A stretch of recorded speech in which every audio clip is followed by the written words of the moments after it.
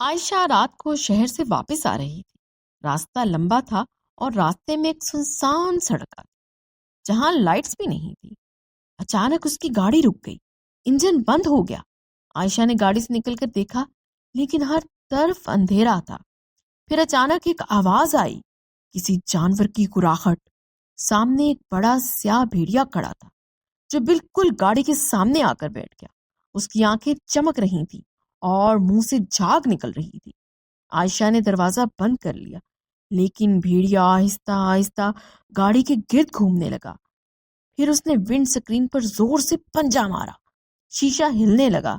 عائشہ نے دعا پڑھی، آنکھیں بند کر لیں۔ جب دوبارہ آنکھیں کھلی سب غائب تھا۔ انجن چل گیا اور وہ بھاگ نکلی۔ اگلے دن جب گاڑی کی صفائی ہو رہی تھی تو بونٹ پر خون کے نشان اور پنچے کے کھرچے ہوئے زخم تھے۔ کیا وہ خواب تھا یا وہ بھیڑیا واقعی تھا؟